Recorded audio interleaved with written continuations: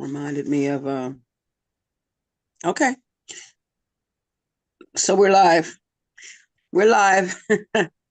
um and a thankful Thursday to each and every only one of us. Thank you for being here. Zulma and Regis and Cher and Dove and Sharon and Lynn and Lori and Mickey, who's listening from somewhere else. Um, we'll be talking about, as always, A Course in Miracles meets Science and Mind and other metaphysical teachings. It is good to be here. Actually, I was walking around like doo doo doo doo doo doo doo, energy level nowhere to be found, and I'm saying to myself, I am, as the course teaches, I am wearying myself. Hold up.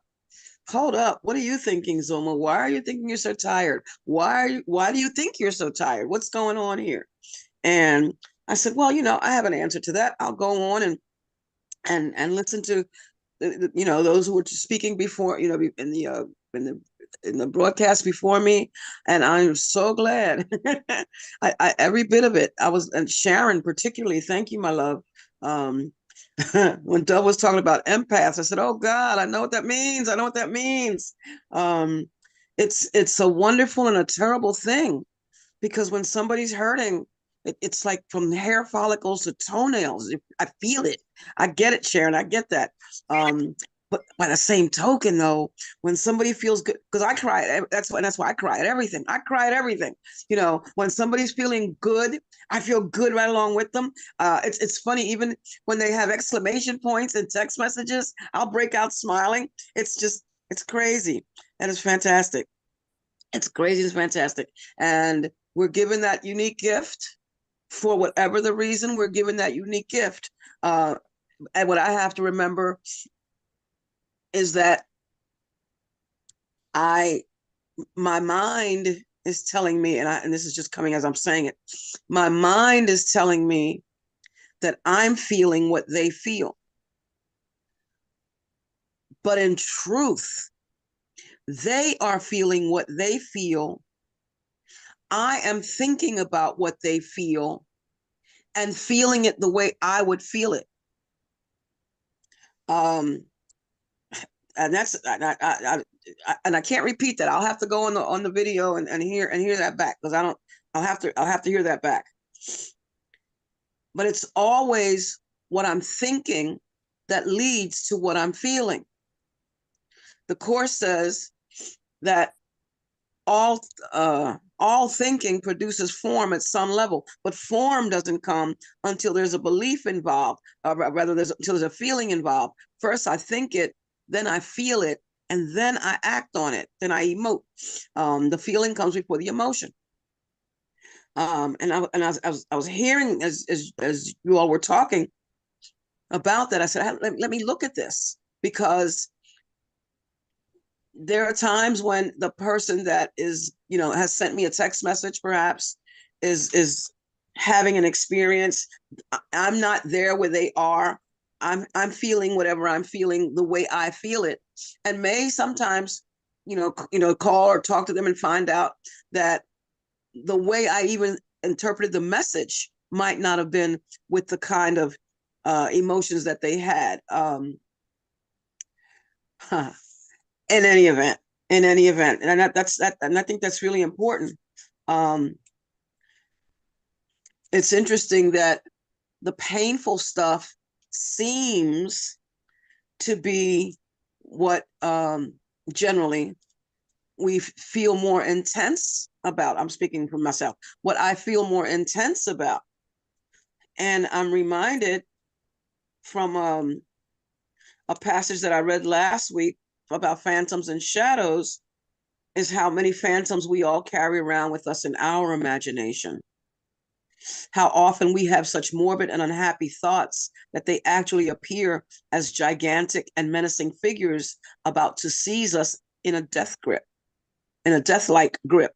And how seldom do we face these fears and try to find out exactly what they are and where they come from. Because if I'm feeling, quote, quote, feeling your pain, or I'm thinking about the pain that you're feeling and therefore feeling pain too,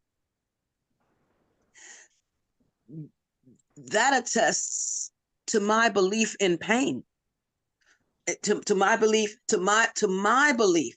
It attests to my belief. And um, I have to be careful.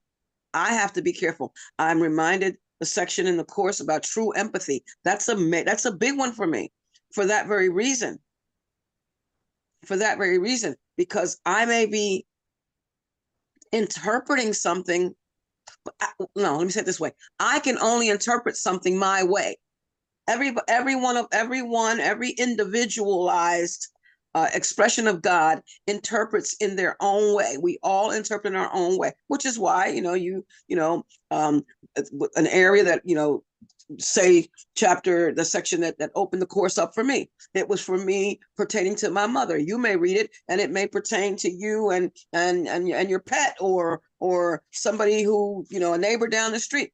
We all have our own, and that's a good thing. We're all given the gift of being individualized. Oak tree, willow tree.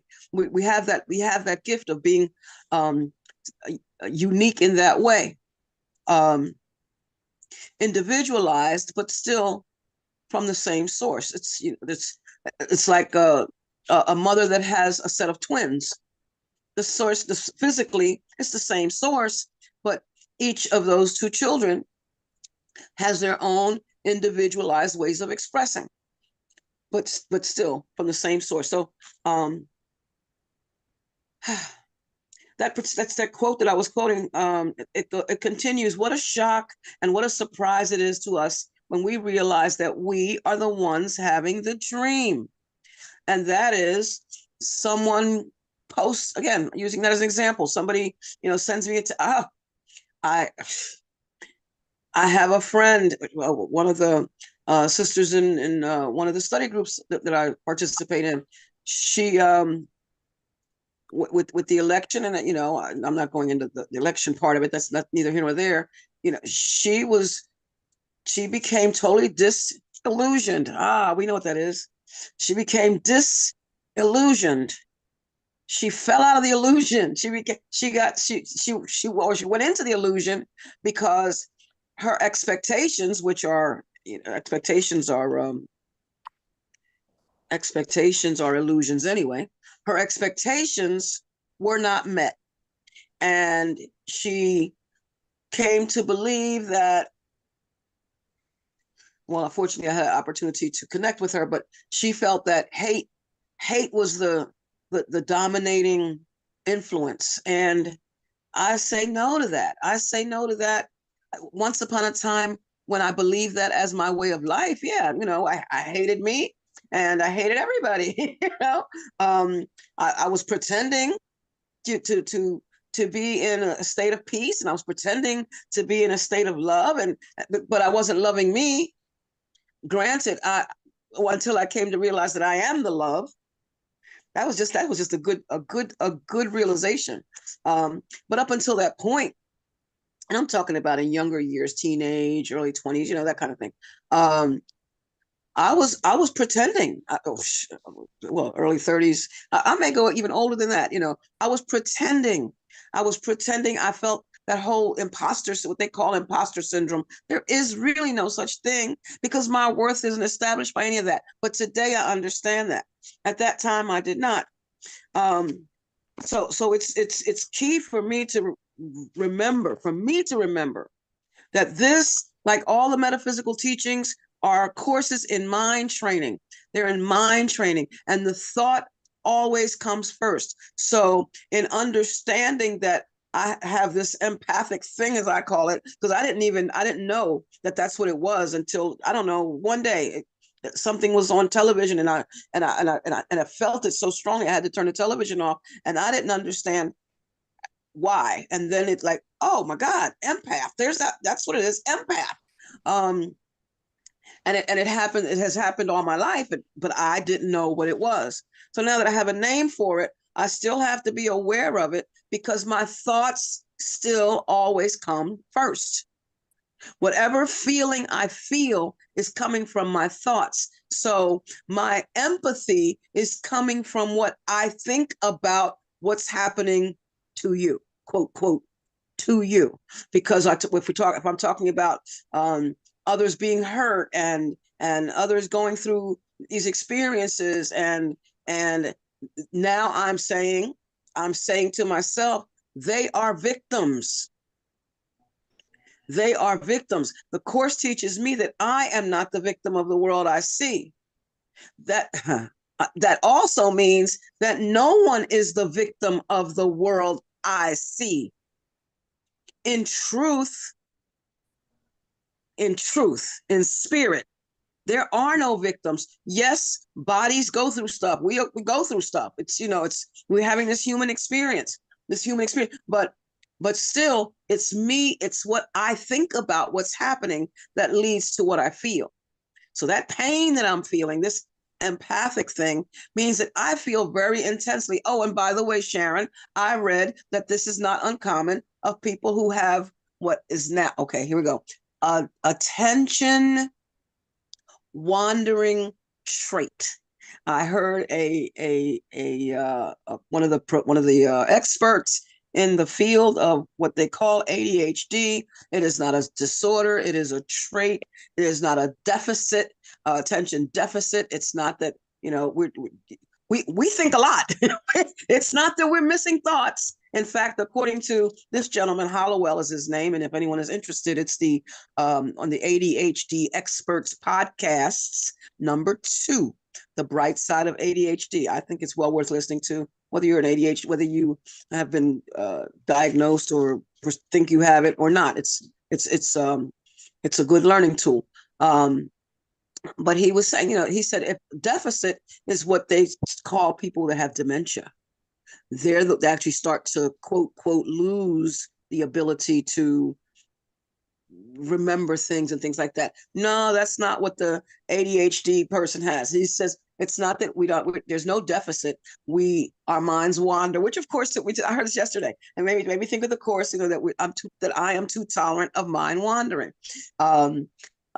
He talks about the fact that he himself has ADHD and how he has learned to manage it. It's not that it can't be managed. It's just that when, the average person turns around, isn't it interesting? I'm above average in this case. The average person, writes things down because they know that that's what they're supposed to do. The person with this attention wandering trait tends to might write it down,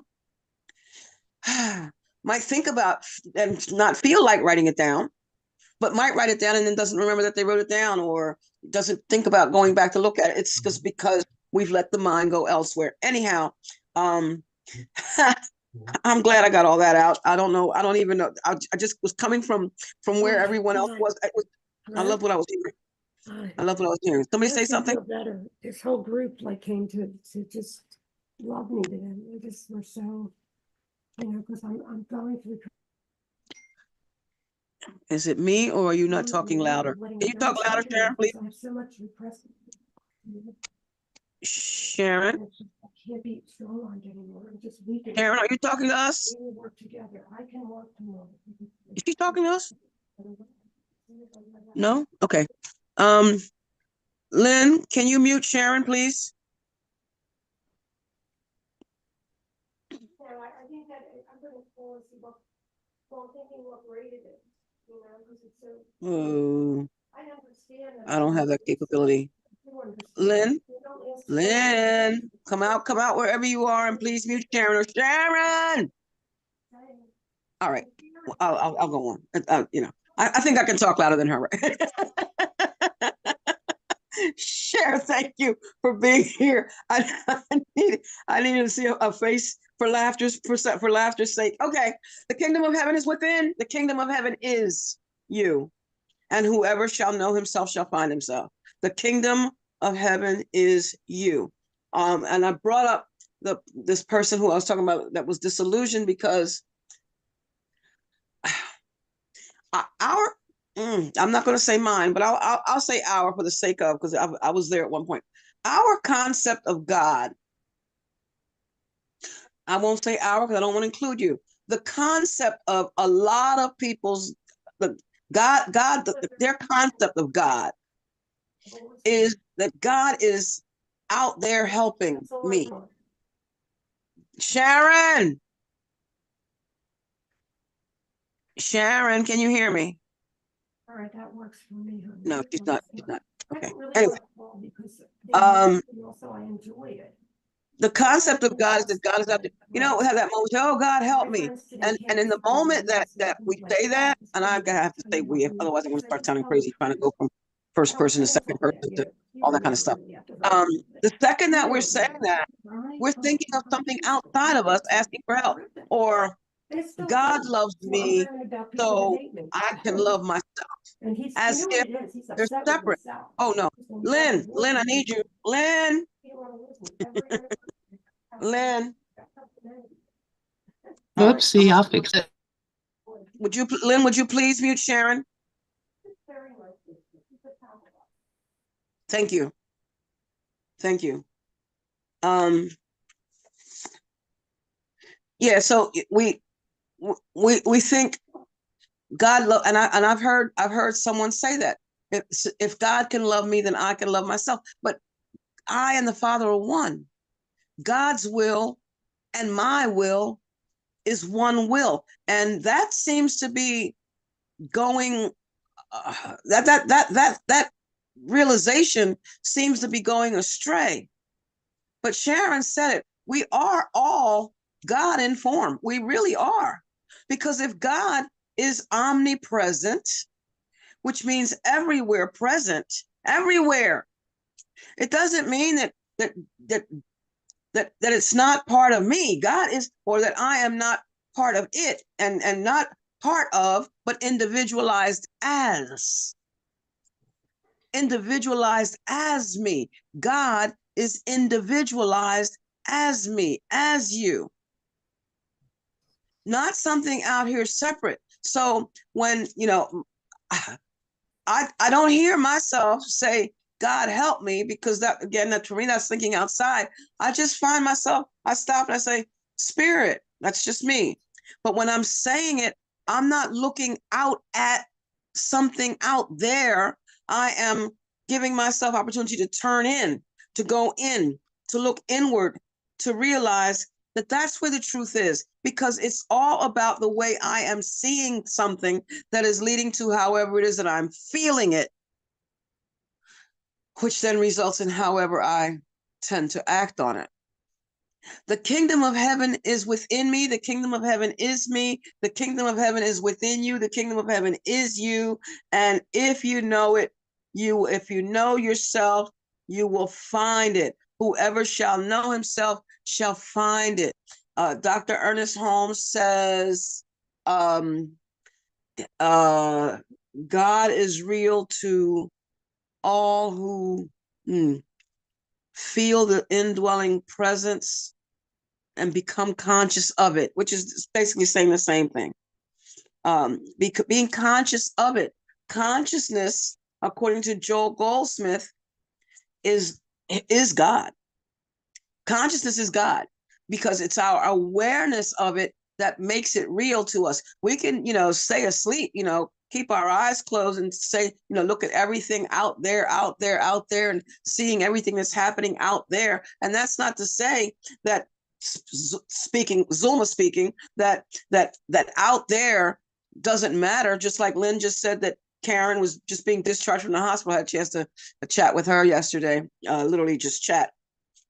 That's my Karen, and technically, Karen, in form, Karen is out there, but Karen, like Lynn and Lori and Sher and Regis and Dove and Sharon and Mickey and Brooklyn and whoever, and Rafi and Rico and all these names of people, and Chardonnay and Danielle, all these people that I'm naming, all that is God informed too. So yeah, God is out there and God is right here.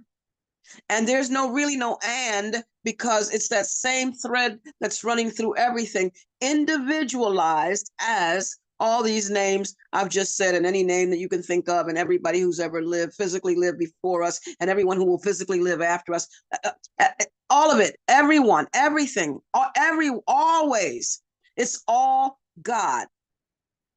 It's all God. It's all God. And I think, Zulma talking, that we get caught up in the words, oh, well, it's not real.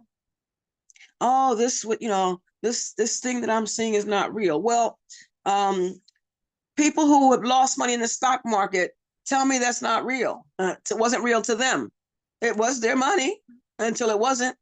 Or people who are experiencing physical or mental infirmities tell me it's not real, which I just was just hearing in the previous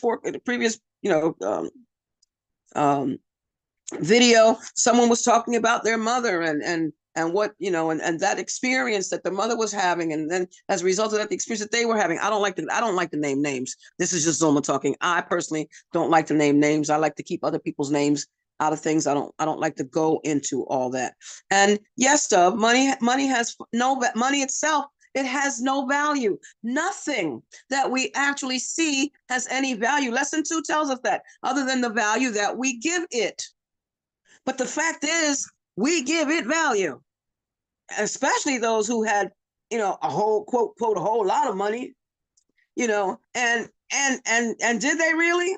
Because it's really it's only ours for as long as we have it. It's ours to share. It's ours to give. It comes through us and goes right on back out. If we are using it as a supply, then we are sharing it with others. That's really what it comes down to. That's really what it comes down to. So we make something. We're the ones that make this a thing. We're the ones that make this a thing. Dove is referencing workbook lesson 133, which I guess is that I won't value what's valueless. I think that's number 28, but it's 128. 133 is 133 is, yeah, I will not value what is valueless. Yeah, exactly that. I will not value what is valueless. So we're putting all this energy into our values, and just like Dove, I heard someone mention your name that didn't know who you were for the first time. They heard you and were blown away. I said, "Are you kidding me? He's been my teacher since 2007." I mentioned it, but it didn't have any meaning for them until they heard you themselves. But anyway, but it's the value that we give things. I see your faces here, or I see your names here. That means something to me. This is something that I value. I give these things value.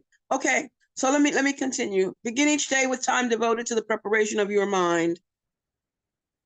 Begin each day with time devoted to the preparation of your mind. How many of us wake up in the morning and just go right to it? They go right to it. It's generally the first thing we think. The first thing is, we go to the bathroom, and okay, now I'm brushing my teeth and I'm focusing on that. And Zulma now has to, I use a timer to keep track of my time, when I'm ready to go to work and things, because that attention wandering thing, time is included. They say that we the expert that I heard referred to it as time optimism, because we always think there's too much time. We always think there's more time. There's always more time. But so I use a timer now. So now I'm thinking about the timer and making sure that I get X amount accomplished before that timer goes off. And what am I, what did I not remember to do? And what am I still supposed to do? And do I have everything I need to go to work? And is there anything I, thought about taking to the client? And is my tire losing air again? Because I have a rim that's apparently it's vent, and I keep losing air. Do I have enough air? And all these things. But that's not what this says. It says begin each day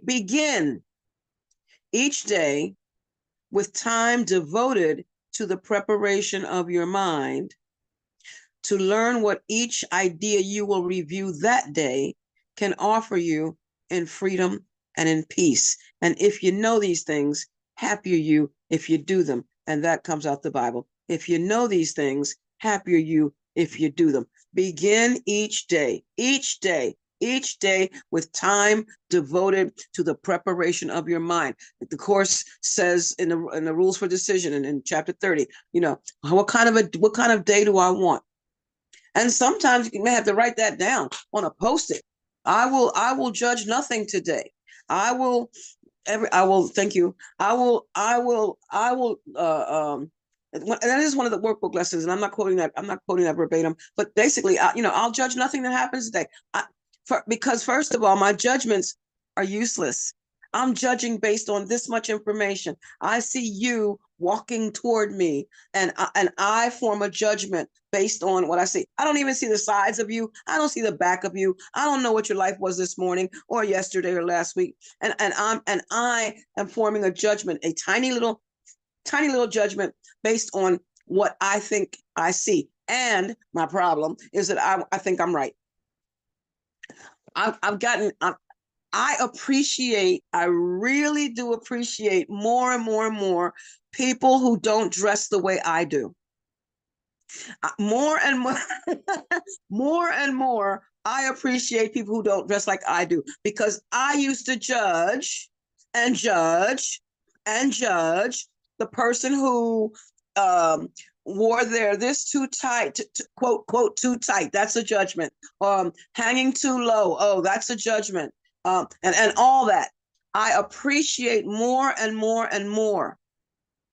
I now look at the color that they're wearing, and if what I can find about that, what they're wearing, that for me looks good. Oh man, that color really looks good on them. Oh, that hairstyle really looks good on them. Oh man, the underwear that they're wearing are matching the sneakers. Oh man, they got something going on here. They really are matching in their own way. And this is what I look for, so that because this is for my peace. This is for my mind.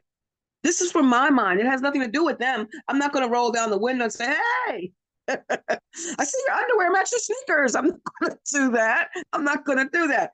But I look for what I can appreciate, because the course teaches us, reminds us that only appreciation is an appropriate response. Only appreciation. If I am appreciating something about everything, how can I walk around being in misery? How can I? And yeah, things come, moments come. The car that cut me off, the car who almost my horn on my car is not working. My horn is not working. Now, FYI, 2 weeks from yesterday, I'll be leaving for Egypt for 2 weeks. I'm going to Egypt for 2 weeks. So I'm not going to call and put my car in the shop and all that. I'm not doing any of that. So I have a horn that's not working, which also leads to the what do you call it? The safety feature in the front of the car is not working, which also leads to the cruise control is not working. My car is just, I better act like I know. But when I come back, I'll take care of all that. But so a car, I had my left turn signal on to go into the left lane. A car decided he was going to come from his left into the same lane I was in with no turn signal to make it known that that's what he was going to do. So it almost came to me having this moment with this car. And I'll admit, the first word that came out of my mouth was something like butthole, but the good thing is, I said, Zulma, wait, stop that. Haven't you done that? Aren't you judging? I actually autocorrect. I'm happy about that. I'm autocorrecting. So more and more. So what happens is that there will be a whole lot less buttholes on the road till one day there are no buttholes on the road at all. I will see peace instead of that. I will see that they needed to get over. They needed to get over. And I happened to be the car that was there. It wasn't personal. They weren't doing it just to see if I could hit them. It wasn't that at all. So being reminded at all times that it's a course in mind training. This is a course in mind training. An untrained mind can accomplish nothing. And Dr. Ernest Holmes says that we should daily train our thoughts to recognize the spirit in everything we do, say, or think. What does the course say? God is in everything I see because God is in my mind. That's what the course teaches. God is in everything I see because God is in my mind. God is everything. God is everything. So that was that song by Eddie Watkins Jr. about, when you give, who's giving what to whom?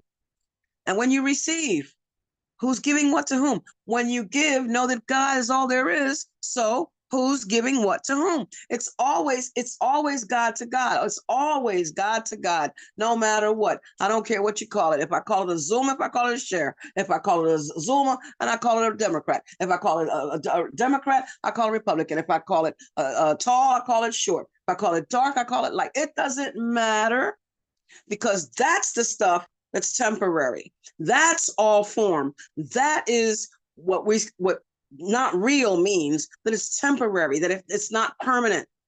This body is going to lay down, as all bodies are going to lay down. But more importantly, what's behind that? What's behind that? What leads you to want to smile? What leads you to want to cry? What leads you to want to yell in anger? What leads you to? That's that's where the substance is. And my position is, to the best of my ability, to only give appreciation and gratitude, to give in all things, to give thanks, and to appreciate everything that comes my way, because it is all for my learning. It is all for my good. All of it. All of it. It's not about what's happening out there. It's not about me trying to change the world. I can try to change my world. My world. This is it. This is the part that was given to me to take care of. Christian D. Larson says that we naturally become master over all life when we can understand and master the process of thinking. And Dr. Ernest Holmes backs that up with, to learn how to think is to learn how to live. So I was in my searching around for stuff this morning. So I'm doing a talk. I'm doing part of a talk. I'm going halvesies with someone on a talk. Never done that before. This is gonna be fun. I used to do it as a poet with my friend Sharon Leonard Goodman, where we would bounce off each other. But I'm helping to give a talk during the Christmas season, and it has to do with letting go, making changes, and being in gratitude about it, which is and tying the theme around Christmas, or that type of holiday, that type of season into it. Exciting. And I was looking for different quotes that this morning, and my guy who came up, one of my favorites is Ralph Waldo Emerson. There are those who, they say Emerson and my name in the same sentence, because Ralph Waldo Emerson's self-reliance essay was one that also helped change my life. He says things like, nothing is at last sacred but the integrity of your own mind. Nothing. Integrity. Nothing but integrity. Nothing is at last sacred but the integrity of your own mind. He says, trust yourself. He says, imitation is suicide, that envy is ignorance. This, he says, God can't work through cowards. Because God, what God is all, it always is an isness. God doesn't stop. God doesn't hide. It's not possible. because life is always, it's evolution, it's always evoluting, and it's for us in form to involve, to be involution, to be part of the involution, always involving and involving and involving. It says God will not make his works manifest by cowards. And the people that we recognize as, well, the people that we recognize, period, are not people who are hiding behind this or hiding behind that. We acknowledge, and then we pass that on, pass it by, because what we want to emanate is not that. I'm not looking to emanate someone who's afraid to live, who's afraid of life, who who who is constantly so physically self-conscious. I'm talking about informed, so self-conscious that they're not aware of their spirit nature, that they're not aware of the truth of what they are, that they're not aware of the God that they are. I can't, that's not, no. When I first came to Pal Talk in 2007, and I've said this before and before and before, Dove said to me, trust. Well, this is when he was trying to encourage, when he was encouraging me to even do this. Just trust. And I was like, I was shaking in my boots. No, I'm scared. That meant I wasn't trusting. I wasn't there. And it wasn't until it just took what they say, the faith of a mustard seed. It took mustard seed faith for me to say, all right, I'll give it a shot. I'll try. And the word try, by the way, is nowhere in the Bible, if anybody cares to know that. The word try is nowhere in the Bible. It is in the Course in Miracles, and it is in other writings, but it's not in the Bible, because there's no such, in truth, there's no such thing as trying. You either do it or you don't. You either do something or you don't do something. There really are no two ways about it. Now, you may do and not succeed at what it is that you were attempting to do, at what you were doing. But then do we say that Edison, didn't get the light bulb? He got the light bulb, right? That was the goal. The doing part, regardless of whether you reach the goal at that moment or not, isn't the thing. It's the process to get to where but you're not trying. You're working at it. You are working at it, and you are working at it. So, so there's no such thing as trying. I don't know why the thought. No, there's no crying in baseball. There's no trying in real life. In real life, you can't try. You either do or you don't. You do your best at it. Life is always a process. It's always a process. It's always a destination. It's not a journey. There's no journey. It's a destination. It's me inform, because in truth, I'm already there. We are already there. We're already there. And somewhere along the way, we took on this body and said, I gotta get back to that. And you can't go back to anything, because you can't go backwards. You can't. That's a phantom. That's a shadow. We can't go back. All we can do is keep moving forward. Thus, this process, the process of living, the process of loving, the process of recognizing my brother as my brother, the process of appreciating and accepting everyone, because it's still me. I actually gave someone the assignment to look in their mirror and say, I love the political candidate. I love the president-elect, and to call his name, because they were in such a, they were unhappy. They were unhappy. They're absolute misery.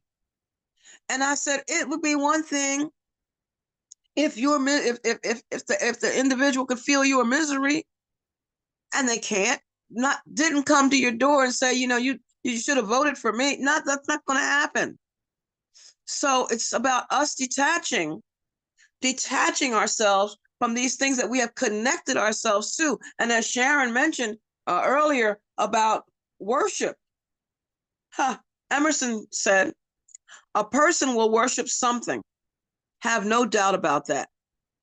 We may think our tribute is paid in secret in the dark recesses of our hearts, but it will come out.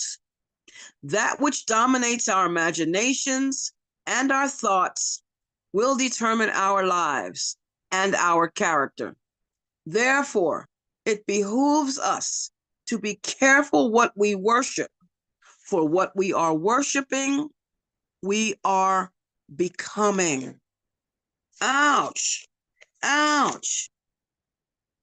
And in chapter 29, two of my favorite sections, section 7 is seek not outside yourself. It reads, seek not outside yourself, for it will fail, and you will weep each time an idol falls. And that's the case with the person I was saying who became so disillusioned, which is not the person who I gave the assignment to go in the mirror. I mean, people, they actually were worshiping in one way or another, one candidate or another, period. But the bottom line is they, they're all temporary in form. Each is temporary. So for those who the election didn't go the way they wanted it to, they weep each time the idol falls. They were worshiping the election. They were worshiping the Democratic Party and hating the Republican Party. It's the craziest thing that I hear about families who aren't who have split up over. Again, neither one of those candidates were going to come to their door and say, you know what? Thank you so much for believing in me, or thank you so much for voting for me. Neither one. But yet families, people who claim they loved each other so. But see, that's when you have conditions. That's when you're putting conditions on love. Love is not conditional. Love has no conditions. It's not, I will love you if. It's, I will love you even when. I love you even when. I love you always. And always, the Course reminds us, has no direction. I love you always. I am always with you. Always. That's total. That's total. It's like love, it's total. It always is. Always. But no. People, we want to put conditions on things. You know, if you don't do this, then I won't love you. Seek not outside yourself. Each idol that you worship when God calls will never answer in his place, because God is in my mind. I'm looking outside for something. I think somewhere in here talks about this little me, this mini me, I call it, you know, this little me trying to this whole thing about being in littleness, because I have made something outside of me so big, so great. How could you fail me? You failed me. You didn't fail me. My thoughts about you failed me because I put myself in a place of worship. That was my mistake. It behooves us to be careful what we worship, but what we are worshiping, we are becoming. I become a slave to that thing. And Emerson says, what's that other thing he wrote about slave? He wrote, be not the slave of your own past. This is good. Be not the slave of your own past. And anything prior to this moment is the past. Anything prior to this moment is the past. Now is the only aspect of time that has any meaning. Now, be not the slave of your own past. Plunge into the sublime seas, dive deep, and swim far, so you shall come back with new self-respect, with new power, and with an advanced experience that shall explain and overlook the old. Let it go. Let it go. Let it go. Karen Trucker. When things are just too much and I'm holding on so tight, I want to just relax, give up without a fight. I long to feel that sweet release. I turn within and pray. I turn within and pray. I'm not praying for that thing out there. I'm not praying for the people in such and such. I'm not praying for that person over there. I'm not. I can't pray for anyone. I'm praying about them because it's in my consciousness. It's about what I believe I'm seeing. It's about what I am feeling. It's praying in my consciousness. I am praying about them, not for them. Because if I could pray for people, then the souls in purgatory that I prayed for when I was in Catholic school, I would have gotten a thank you card from at least one of them. But the babies in limbo that I was praying for, they would have all grown up and knocked on my door and thanked me. I love you too, Sharon. Thank you. But you know I love you. You know that. You know that. We have our love fests. We do. So we can't pray for anyone. When we talk about the people in Ukraine, I don't pray for them. I pray about them. Oh, because it's part of my consciousness. It's part of my consciousness. Oh, by all means, it's part of my consciousness. But I'm praying. I'm not only am I praying for them, but I'm praying for those who are hating them. That's important too. Listen, I gave up the Catholic guilt. Let me tell you about that. The course, when I understood, and it took a long time, years. I had been studying the course for years, where because the course always talking about this guilt. What is this guilt? And then one of the workbook lessons asks the question, what is the opposite of guilt? And I was in one of the Course in Miracles study groups a Thursday evening, one that I co-facilitate, and my friend Barbara said, innocence. And like, bam! It like, I'm telling you, it just, all of us, I had been, the word guilt. I met Barbara in 26, our Course in Miracles study group started in 2016, 2014. My God, it's been 10 years, 2014. And it wasn't about, I guess it had to have been maybe, I'll say within the last 5 or 6 years, that Barbara had said that the opposite of guilt was innocence. And all of a sudden, and I had been in different, Pal Talk groups and other groups, and I kept saying, I don't get this thing about guilt. It keeps talking about this guilt thing. I didn't get it. Somebody had to be guilty. I just didn't understand. And when she said innocence, I'm like, oh, wait a minute. Everybody's innocent. Because for me regardless of I don't care who you name, everybody's innocent.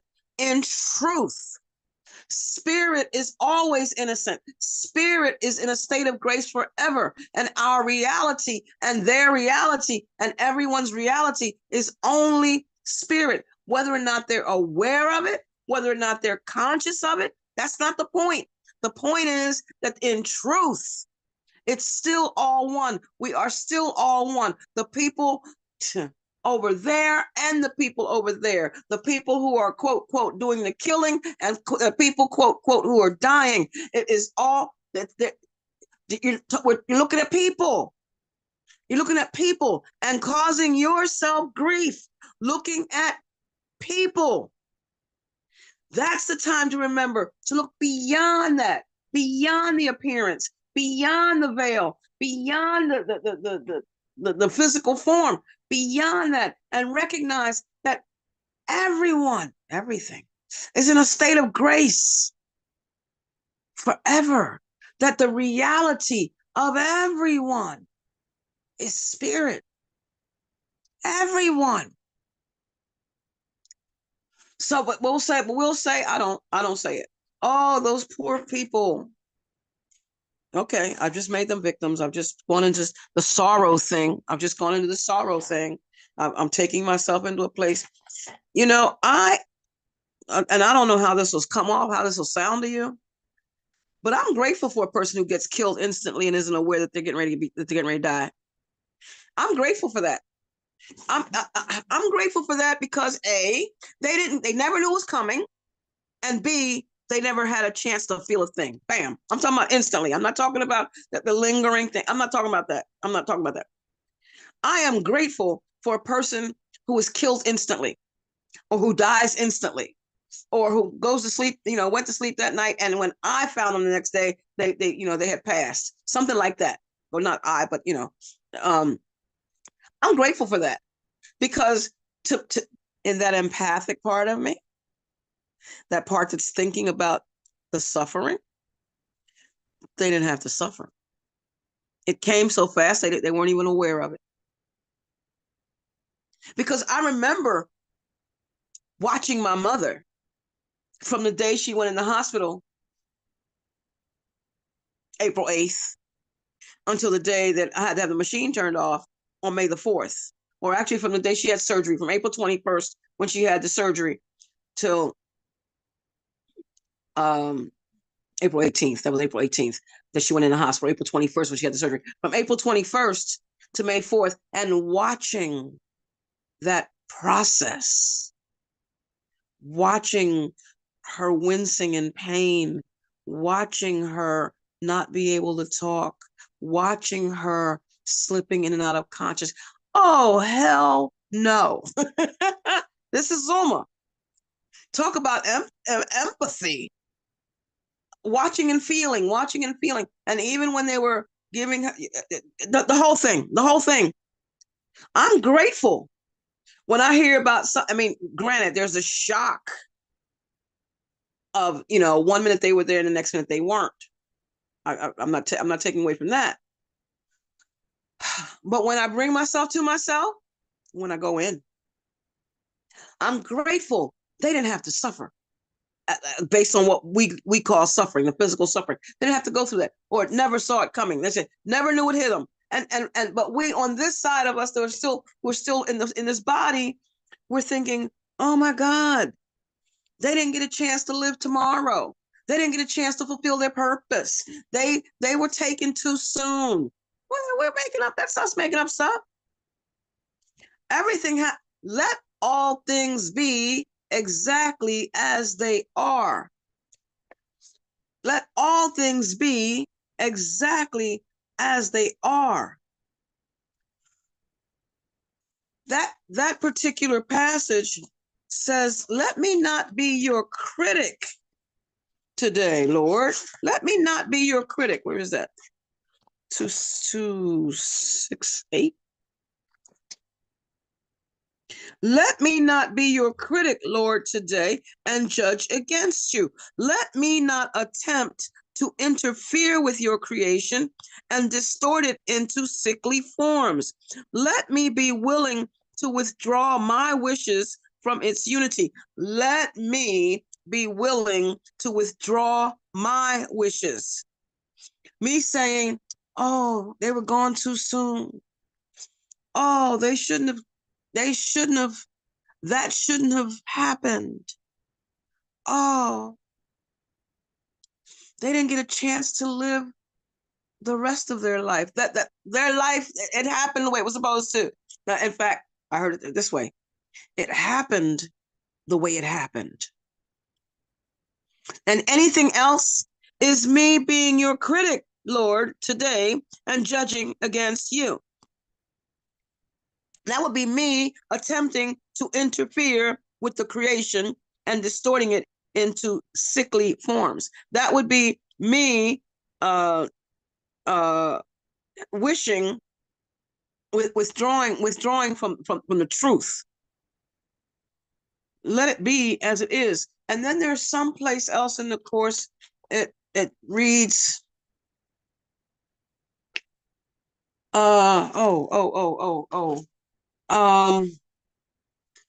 just that fast, it slipped. It'll come though. It's going to come back, and I'm going to find it while I'm going to see if I can find it while I'm thinking about it. Something about not distorting the truth. Let me. Oh, I have to find it now. I have to find it. Mm,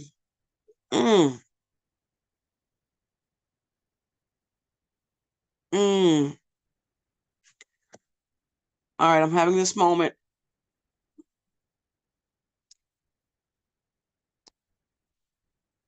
It's a powerful quote. It's a powerful quote. I was trying to find it on in my Kindle, but since I can't remember how the quote goes, it won't help, will it? Uh, I remember my former stepdaughter saying she had asked me how to spell a word, a little thing. She was, I don't know, 7 maybe, 6 or 7, 7 or 8, because she knew how to read. I had already taught her how to. I taught her how to read a dictionary. Remember those things, the physical dictionary. Um, and she would ask me how to spell a word, and I could not. No, I said, baby girl, you know how to read the dictionary. You know how to read the dictionary. I said, find it. And I mean, time passed and time passed and time passed, and she's sitting there and she's got this look on her face. I said, what's the matter? And she says, how can I find the word if I don't know how to spell it? Lesson learned. Lesson learned. Oh, I know what it is. It starts out, let truth be what it is. Let me find it. Let truth be. Here it is. It is chapter 17. And I was paging through the course. I'm like, somewhere around 16, 18. It was the 17th. Chapter 17, section 8, paragraph 2, starting at sentence 12. This simple courtesy is all the Holy Spirit asks of you. Let truth be what it is. Do not intrude upon it. Do not attack it. Do not interrupt its coming. Let it encompass every situation and bring you peace. Let truth be what it is. So for me to say, oh, that shouldn't be happening. Oh, those poor, oh God, why? I'm being a critic to life. I am thinking that I know how it's supposed to be, how it should be. I am causing myself pain. And if I'm talking to someone at the time, I'm causing them pain too. I'm not edifying them. I'm not edifying them. If I'm in complaint mode, because that's what really all it is, criticism. I'm criticizing life. I'm criticizing what is. If I'm in criticism mode, if I'm in that mode and I'm sharing it with you, I'm putting all that on you, poor thing. You become the poor thing. I'm not edifying you. I'm not lifting you up. Oh, that's so strong. Oh, the grape juice. I have to water grape juice down. It's so strong. It's crazy because I water it down and then I add sugar. That don't judge me. Laugh with me. Laugh with me. But let truth, this simple courtesy is all the Holy Spirit asks of you. Let truth be what it is. Do not intrude upon it. Do not attack it. Do not interrupt its coming. Let it encompass every situation and bring you peace. Just let it be what it is. It is what it is. Let all things be exactly as they are. Save yourself. Save yourself. So that quote, be not slave to your own past, plunge into the sublime seas, dive deep and swim far, so you shall come back with new self-respect, with new power, and with an advanced experience that shall explain and overlook the old. An advanced experience that shall explain and overlook the old. You know what that is? That's forgiveness. Overlook the old. That's forgiveness. The Course teaches to forgive is to overlook. It came and went. It came and went. When I don't forgive, it's because it came, I grabbed it and attempted to hold on to it. That's the problem. It's not the thing. It's me attempting to hold on to something that's not there. The Course teaches, let go, let go of let it go, because it's already gone. It's already gone. It's already gone. And the pain is me holding on to it. That's why people went into depression, or this state of anger or what have you after the election. The election was, Tuesday, a week ago, a week or 2 weeks now. I don't know. I don't even remember. Yeah, it's been 2 weeks already. It's been 2 weeks already. And, one person was questioning, the presence of God. And interestingly enough, that was an actual awakening for that person, because as we got into discussion, or as I started giving them just quotes, I wasn't trying to convince them that there is a God. Ernest Holmes says, not a God, but the God. It's all God. Sharon said that earlier. It's all God. What does Lord mean? Ruler of everything, everything.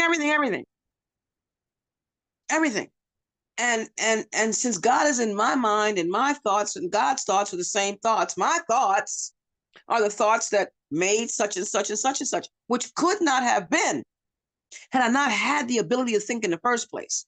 This is the way I see it. There are places in the course that support what I'm saying, and other metaphysical teachers support what I'm saying. And then there are other places that it sounds like it's saying something else. Sounds like doesn't necessarily mean it is. I'm not saying it's contradictory. It just sounds a bit differently. And that I came to understand, because the course is the voice of the course speaks to the ego, because it's in this form that I understand it, but it also is speaking to directly spirit to spirit, because the Holy Spirit, the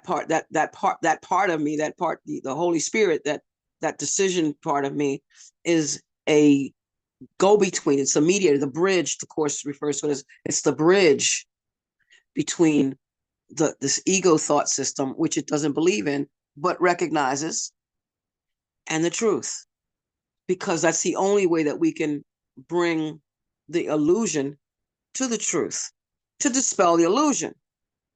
It doesn't say act like the illusion is not there. Where somebody was saying earlier, we have to feel the pain. That was whoever brought that. That was Suzanne. We have to feel it. How can we not feel it? It's part of our physical human nature.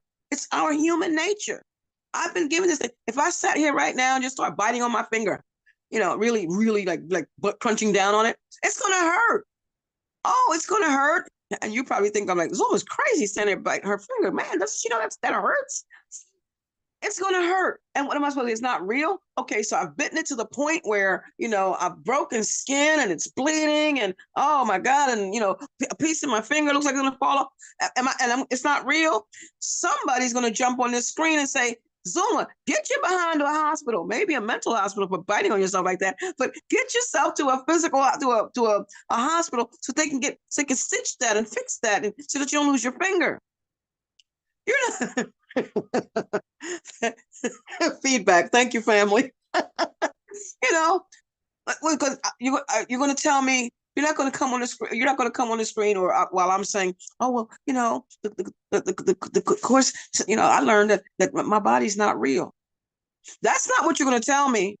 No, unless you're in that same mindset. Oh, don't worry about it. It's not real. It'll heal, because we've been taught the body heals itself and all that. We can do all that. We can say all that. Meanwhile, part of my finger, I'm gonna lose my finger. My finger's gonna go. I can't say that I was given the ability to think, and my thoughts are what made this body.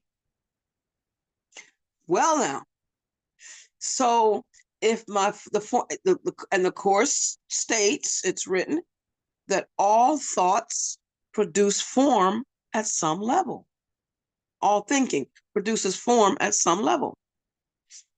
My ability, and if God is in everything I see, God is in my mind. If the thoughts of God and my thoughts are the same thought, then where's the separation? See, and this is the problem I said earlier, that we talk about God out there. We think that God is only in the smiles, and that God is only in the joy, and that God is only in the laughter, and that God is only when, everything is so kumbaya. We can't say, I can't say, some do, but I can't say, that's not of God when they're acting like that. That's not of God that they're killing people. That's not of God that they're threatening bloodbaths. That's not of God that they're hiring people who have no political experience to be, Secretary of Defense. That's not of God.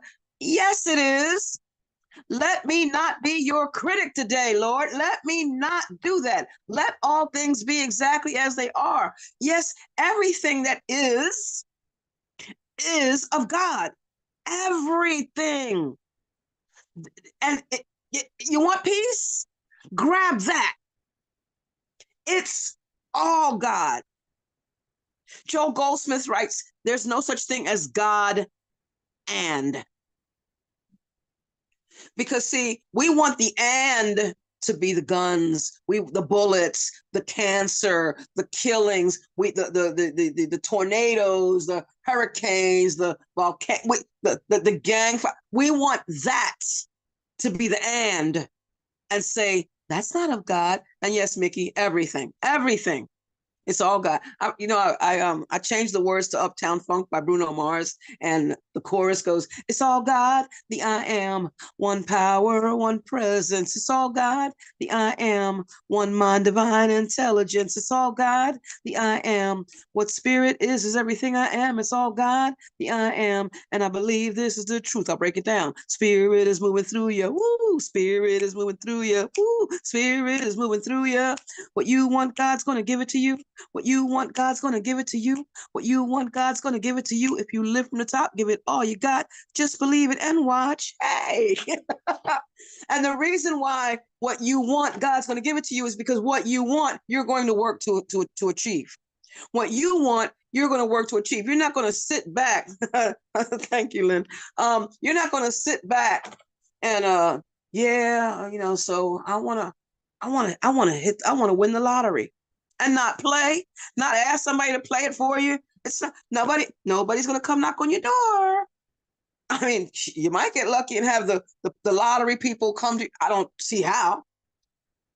But we have to participate in this life. Like I said, it's as life is evolving, we have to involve ourselves. We have to get in here, get in, get your hands dirty. You want that plant to grow, you have to get in there and put the seed in and plant the dirt and push it around and all. I don't plant. So if I sound like I don't know what I'm talking about, I really don't. But basically, we have to get our hands dirty. We have to really get in the grind.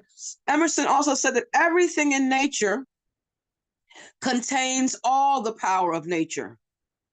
Everything is made of one hidden stuff. Everything, including that delicious bottle of water. I see you going up. I saw the bottle. That's all I saw was the bottle. I'm going to go up too, just for that.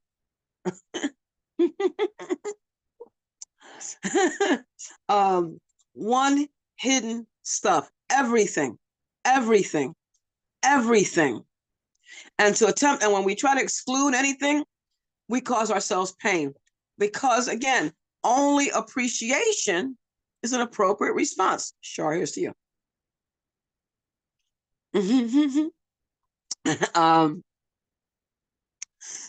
So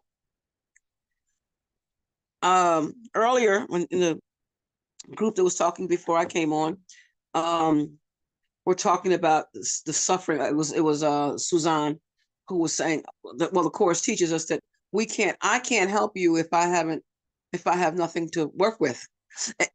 Essentially, we all have empathic qualities. We all do.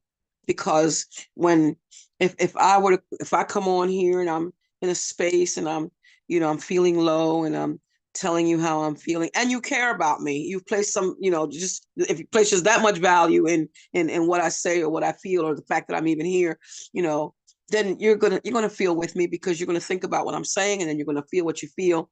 We all have it. I can't help someone if I don't have a clue about what's going on. I may at best be able to say, well, let me do some research. At least I have something, but if I have, Emerson wrote, I'm gonna go to the course for this one. No, I'm gonna start with the course. And in 26, number 26 of the manual for teachers, it reads in the paragraph at the bottom of the page. In paragraph 4, it says, do not despair because of limitations. It is your function to escape from them, but not to be without them. And that's because we're informed. We have no choice. It is your function to escape from them, not to be without them.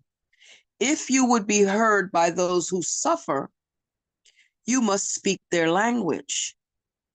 If you would be a savior, you must understand what needs to be escaped. In other words, there's no point in me trying to offer you any wisdom if I have no wisdom to offer. I don't know. I'll give you that. I don't know. Emerson wrote, if you would lift me, you must be on higher ground. If you would liberate me, you must be free. If you would correct my false view of facts, hold up to me the same facts in the true order of thought, and I cannot go back from the new conviction. In other words, once you've convinced me, if because I can see that you've been there. When I walked into Nicotine Anonymous back in 1991, oh my God, 1991, when I walked into a Nicotine Anonymous room, and there were people in there who knew my experience at that time. My mother used to tell me, stop smoking.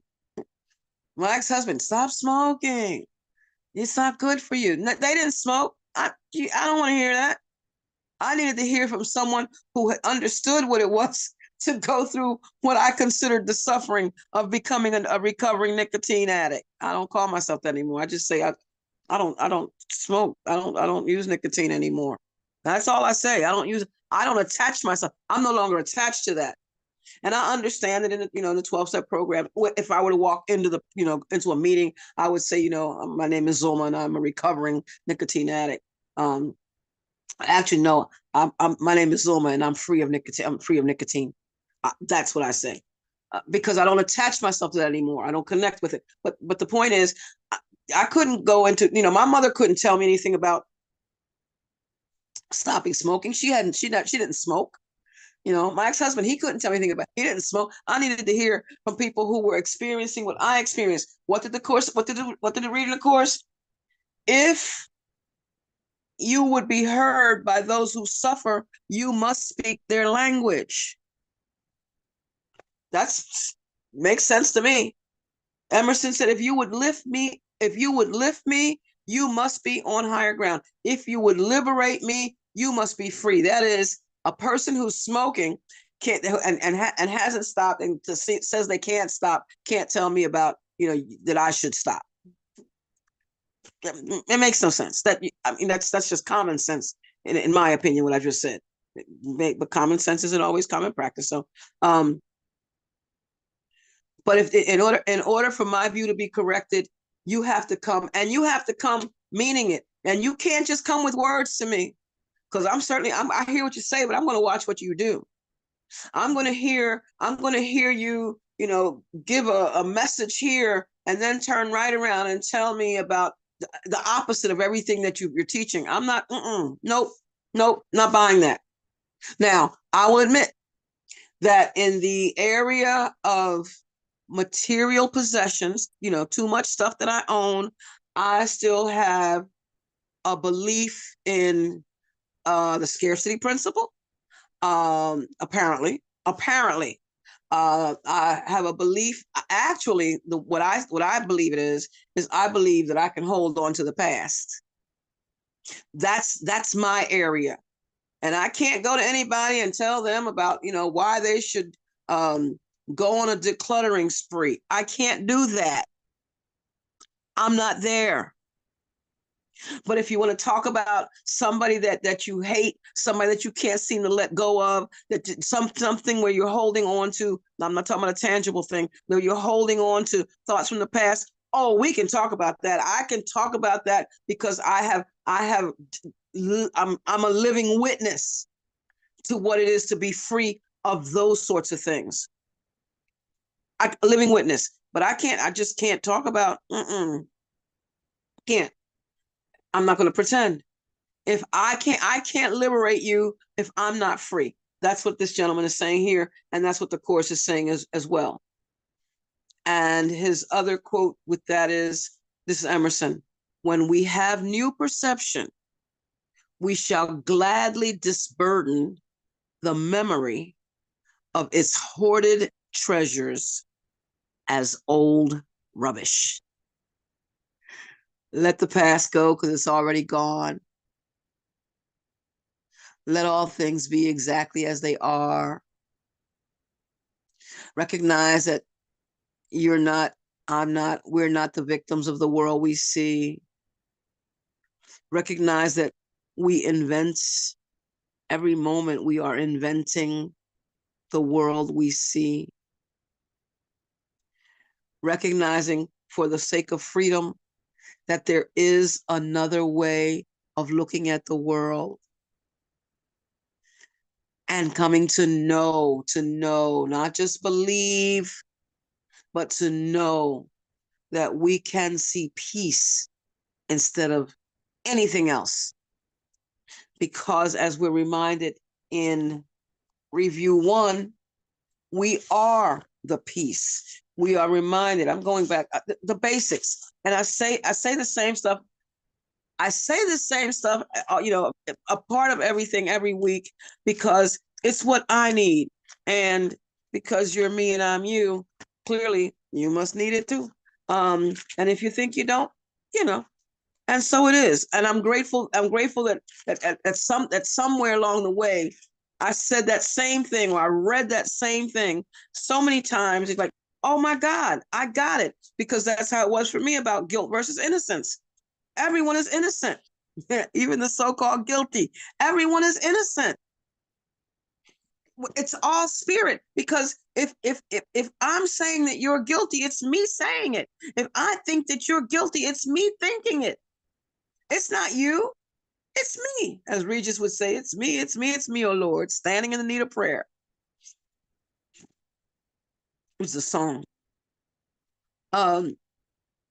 So it's always about my thoughts. It's never about anything out there. Out there is coming from in here. But as we're reminded in review 1, that the purpose of your learning is to enable you to bring the quiet with you and to heal the stress and turmoil. When you're watching the news, I'd rather turn off the news. That's even easier to me. But, when you're watching the news and you're seeing all this turmoil, the purpose of your learning is to enable you to bring the quiet with you and to heal distress and turmoil. This is not done by avoiding them and seeking a haven of isolation for yourself. So for some people, it is watching the news. For some people, watching the news is their teacher to come back to peace. So when you turn the news off, when you're finished with the news, when you go on to the next thing, you just leave that alone. Let it go. Let go of the past, because it's already gone. Because we're never upset for the reason we think. We're upset because we see something that's not there. We're upset because we see the past. We're upset because we see the past and we're projecting it onto the future. That's where the upset is coming from. The upset is not from what really is, because what really is, or what we think is, already was. It's gone. It has come and it has gone. You will yet learn. I'm still reading from the review 1 after lesson 50. You will yet learn that peace is part of you. Peace is part of you and requires only that you be there to embrace any situation in which you are. I think I just saw a link. I think I just saw Lynn post that she stopped watching the news. Yeah, the only reason that I kind of it's on at my client's house. They have ABC on all day long. I walk into ABC, I walk out to ABC. I know the names of people on General Hospital. Oh my God. There's still Quartermains. There's still, but I have to say, I know. Zulma, that me too. I watched all the soaps. I watch all the shows. I love all of them. Well, it's not that it wasn't my intention. It's like I said, they have no, but I tell you what, I carry um noise canceling headphones.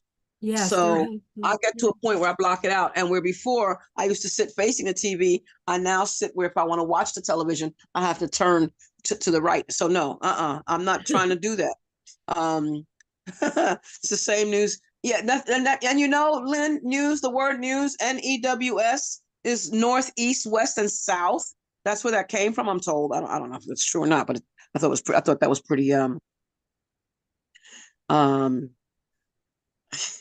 Lynn, did I who's that? Oh, Lori asking for my uptown phone. I will send I have me singing it. Yeah, it's on YouTube. If you yeah, you can it's called It's All God. If you go in and type my name and you find my YouTube channel, it's on there. It's all God. Um You're funny. I appreciate that. Thank you. See, I get put on the spot. It's a funny thing. If I'm putting myself on the spot, that's one thing. But when I get caught off guard from the spot, all of a sudden I get all blushy and stuff, and you can't see the blush because you know. But it is what it is. Um, you will yet learn that peace is part of you and requires only that you be there to embrace any situation in which you are. And finally, you will learn that there is no limit to where you are. How is it possible that there can be a limit to where you are? If it's all God and you're it, you're it. We're everywhere. That's why, I missed the quote. That's something that Dr. Ernest said. If it's here, it's everywhere. I forgot the quote, but it's that same frequency. It's everywhere. It's everywhere. It's all the time. We're talking about omnipresent. Omnipresent means everywhere, all the time. And you will let yearn so that you know that your peace is as you are. And the final quote by Emerson, he says, "When we have new perception, which I already read that, we shall gladly disburden the memory of its hoarded treasures as old rubbish." And as Karen Drucker again would say, we let it go. Just let it go, let it go, let it go. And with that, I'm letting go of the mic. Lynn, thank you. Family, thank you. Sharon, thank you for being here. I appreciate you. Appreciate your face showing up off and on. And Sharon and Lori and Dove and Mickey and Lynn. I love you too. Thank you so much. And Mickey, I will see about recording it. It's been a long time, but I'll if you put your email in the chat, Mickey, and I'll send it to you so you can hear it on YouTube, and you can ask me if you really want me to do that. I do have the lyrics written down. Hey, Gloria, was that Sharon? Thank you. Thank you, thank you, thank you. But Mickey, would you put your email? My thing isn't working where my screens, or I'd be on there to hug you, but I'm hugging you. Mickey, would you put your email in the chat? Oh, sure. Thank you. Thank you. Lynn, it's all yours.